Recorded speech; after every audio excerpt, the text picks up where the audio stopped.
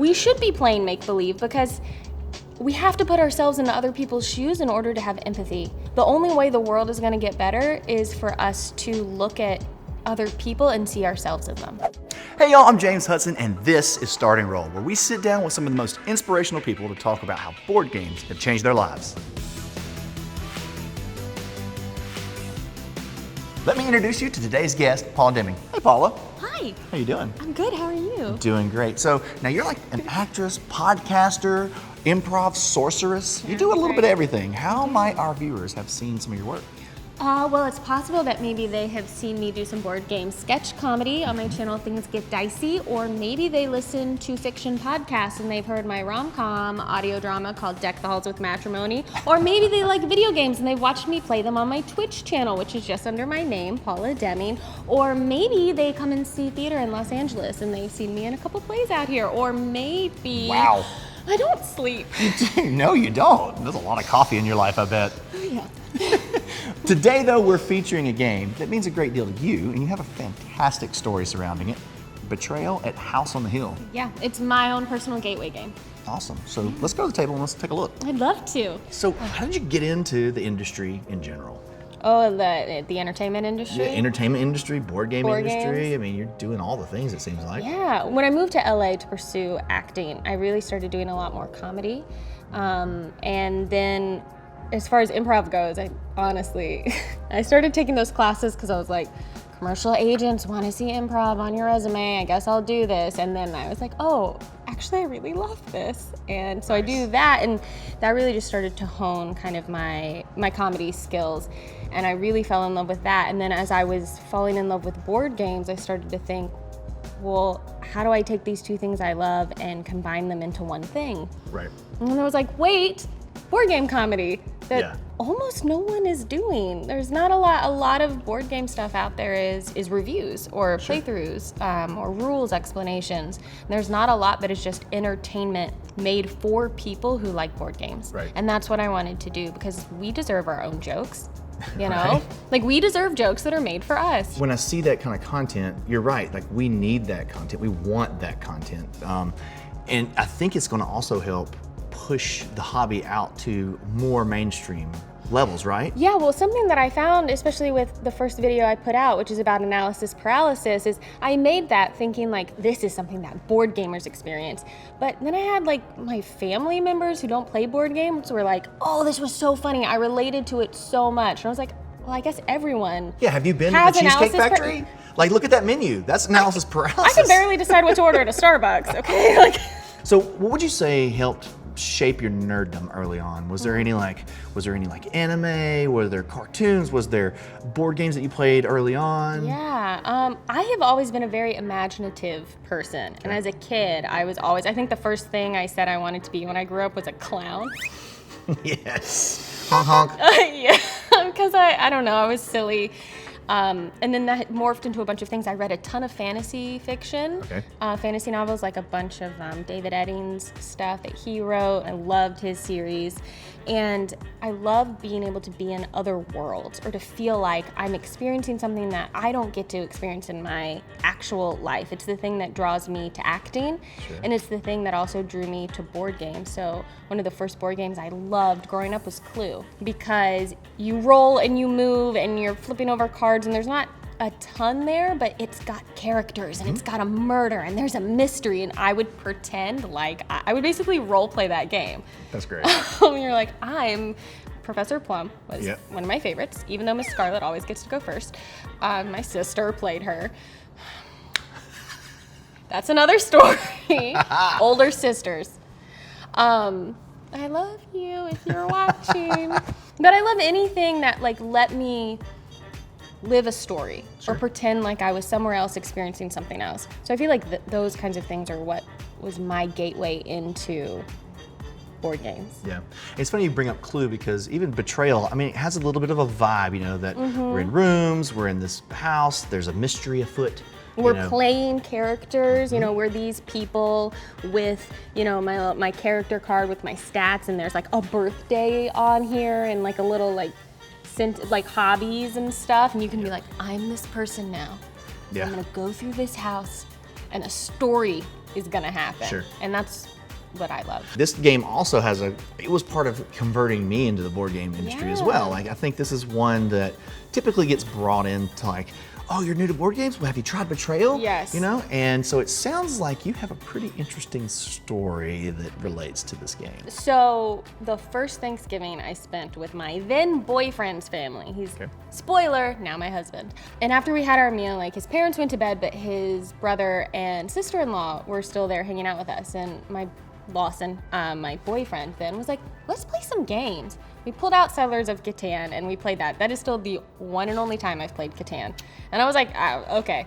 And then we pulled out this very box of Betrayal at House on the Hill. And I was like, wait, what? We're gonna be, again, that actor, that storyteller part of me is like, we get to be people exploring a haunted house, and then at some point one of us is gonna betray the rest. And guess what? I betrayed everyone. I was the traitor and I won. And it was so much fun and I loved it. It went really well. And I was like, we should play more games. More games where I get to be people experiencing something awesome, and that's what I want. And so it really opened me up into wanting to play modern board games. What we would call modern board games. You know, like I said, I grew up playing Clue and loving Clue, and we played a lot of Life, which I also liked, and played some Monopoly and, you know, all those games that, you know, you typically, I feel like people typically grow up with. Sure. And I always loved them. And then my eyes were opened to a more engaging, deeper story experience by playing Betrayal at House on the Hill. And then, I mean, that was really early into our relationship, and I think something that grew as our relationship grew was our love of board games together. When he loved board games, and he owned board games before me. But I feel like he had like 5. Sure. And now, like, because I also love them, we just enable each other. Sure. And we're like, should we get another board game?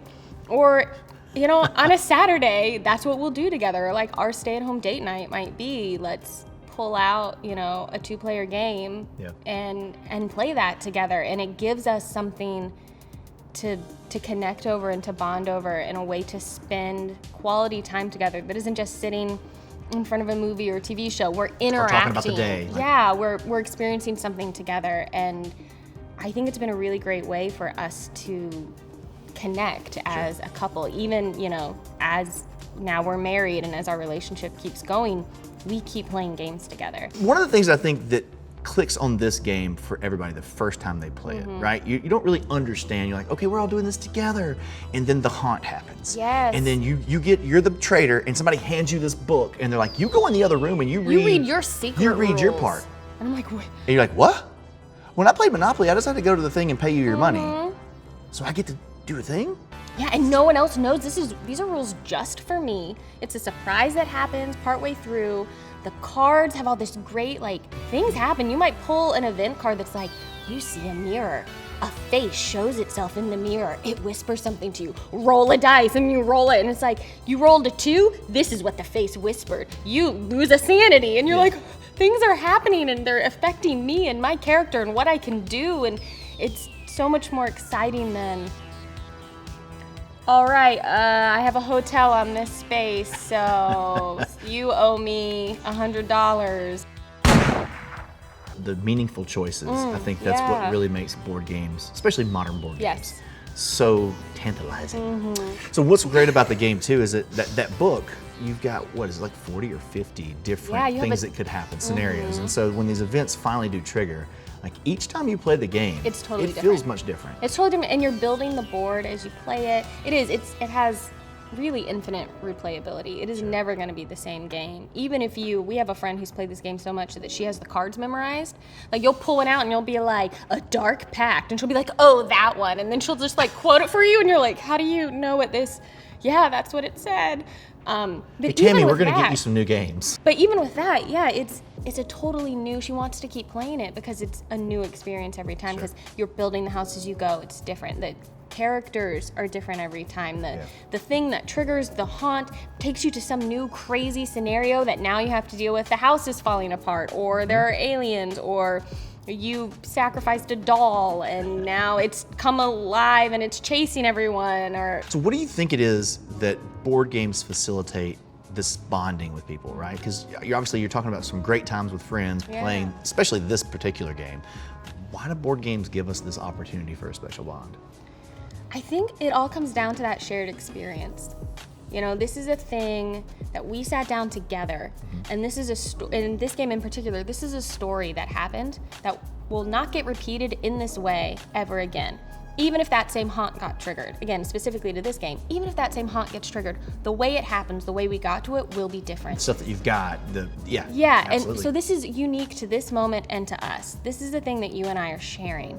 And so now, years later, I'm talking about a specific session of this game I played like 8 years ago. And I still remember the details of how it happened. And that's the thing that I can sit down with those people and be like, remember when we did this and this thing happened to us. And now we have a conversation we can have about it, even if we have nothing else to talk about. Right. Even if I have nothing else in common with the person I sat down to play this game with, we have that. And that gives us a baseline to go from. Sure. And I think that's what it is. It's that connection. It's that shared story. What else gives us that opportunity in everyday life? To have a set of parameters that are... Yes, it's a safe way to have that experience with someone as well, because there are rules. There's a set amount of time. Like if for some reason I'm like, you actually kind of suck, but I only have to sit here with you for 90 minutes and then I can go and play something else. Sure. So then you have an out.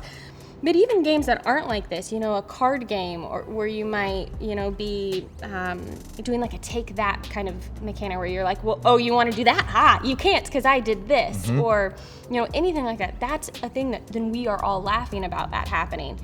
Someone I met, at a convention who I played one game with, I see them a year later at another convention, and I instantly can be like, we played this together last year.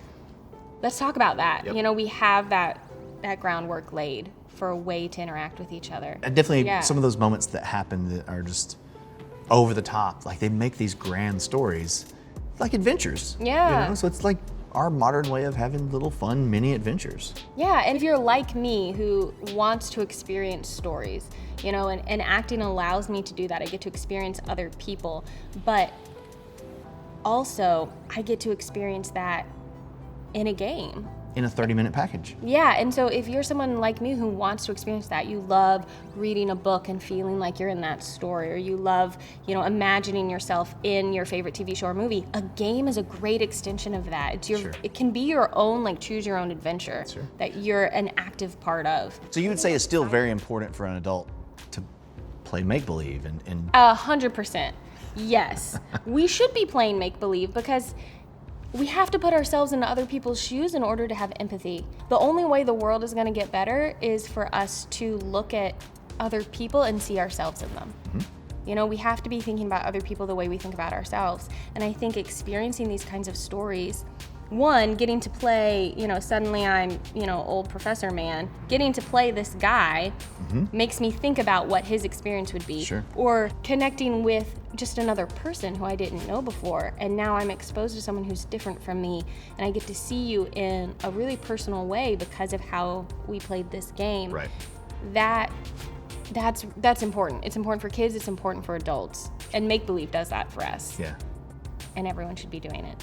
So really. Go play some games. Play some games. Paula, thanks for joining us. This was awesome. Thank you for having me. It was great. Where can people follow you and keep up with your work? I'll say it right to you. If you want to watch my board game sketch comedy, you can do that. You can follow me on Twitter. It's just Things Get Dicey is the handle on Twitter. And if you search for that on YouTube, it should come up. My YouTube channel is also just under my name, which is Paula Deming. And my Instagram is the only one that's different. It's Paolo Bandita. And I post about board games sometimes there on Instagram, but also cats. I like vintage clothes. You can see that there. Awesome. Yeah. Thanks for joining us. It was awesome. Thank you for connecting with me over this game. This is a very southern now we're playing our own game here. No. Stop it. I'll let you have it. All right. I'll let you win. It's Good your day. show. I said good day, sir. Check out the link below to grab your copy today, and make sure to come on back for new episodes of Starting Roll.